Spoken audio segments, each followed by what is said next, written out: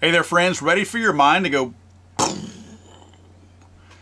I've got something to share with you that, again, doesn't answer any questions. First, guys, go check out my good friends over at CMMG, cmmg.com. These guys make some of the best firearms on the market, some of the best variety of firearms on the market, different types of configurations, as well as different calibers and many different Cerakote finishes. Use my discount code FTATF at cmmg.com. Again, my discount code is FTATF for 10% off at cmmg.com.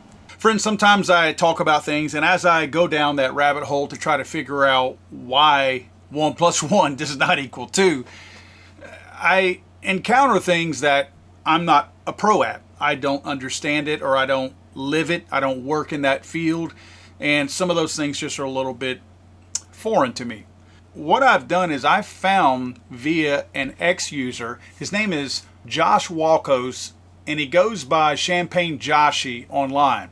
I followed him for a little while, and he has some really interesting stuff on here. Josh posted, "I may have found something potentially important. Can someone please explain to me the extreme disparity between trade volume and the day high for Trump stock DJT?" This is for his Truth Social network for Thursday, July 11th and Friday, July 12th, the day before the assassination attempt.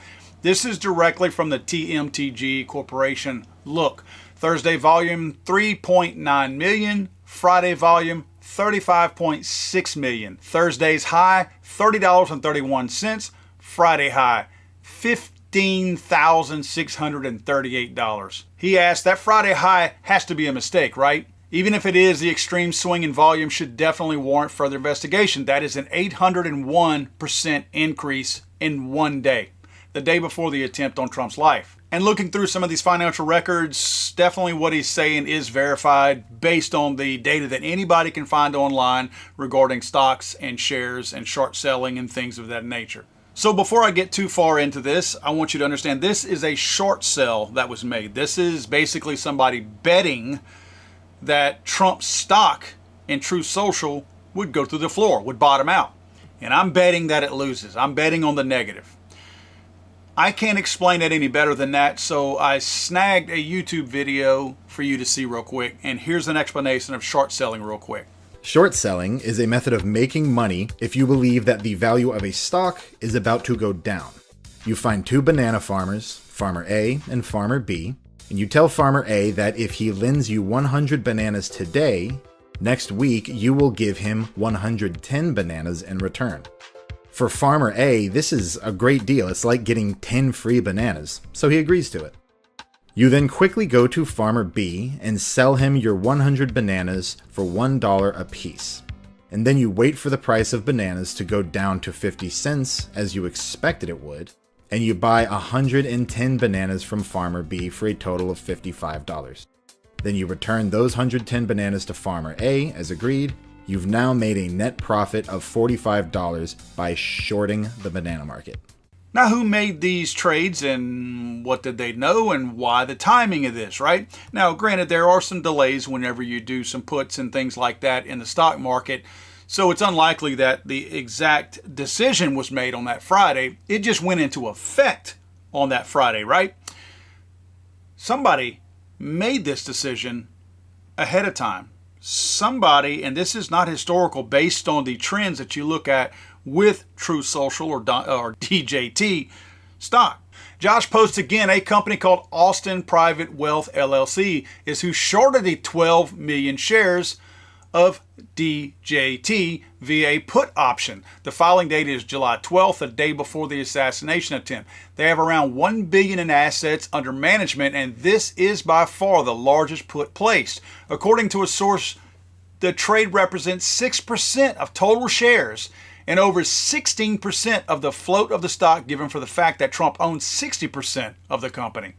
Josh posts, to make things even more interesting, my source tipped me off with the following two images from their Bloomberg terminal. The screenshot on the left shows the put by Austin Private Wealth that was taken earlier this morning. It shows the 120,000 puts. As you can see, the position is by far the largest. The next closest is Citadel Advisors.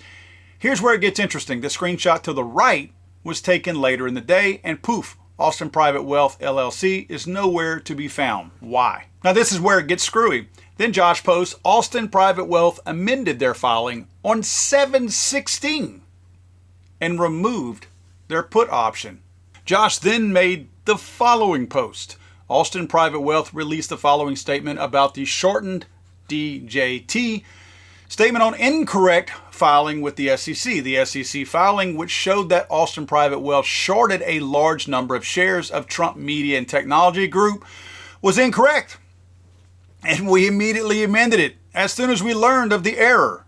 No client of APW holds or has ever held a put on DJT in the quantity initially reported. The correct holding amount was 12 contracts or 1,200 shares, not 12 million shares, as was filed in error. In submitting the required report for the second quarter of 2024, a multiplier was applied by a third-party vendor that increased the number of the shares by a multiple of 10,000 for all options contracts, not just DJT. We did not catch the error before proving the filing. We filed the report on July 12th to reflect our position on June 28th. We amended it on July 16th. Makes perfect sense, right? How does a transaction that large, involving real money, make it through and there's no fail-safe methods to make sure that you do that? And how does it get amended 2 or 3 days after it went through? So if you're short selling something, and let's say you're supposed to settle up in a couple of days, and clearly your short sell doesn't happen, can you just amend it and say, I didn't mean to make that? It seems very suspicious to me that a sale this large can go through the process without turning heads and no one questioning it. It fails to meet its mark and do what it's intended to do. In other words, Trump did not die and his stock did not plunge. And in fact, the stock went way up. So they would have lost their butts the way a short sale works. So they just say, my bad, right? I'm not buying it, guys. God save the Queen, man. I'm sorry, I thought this was America.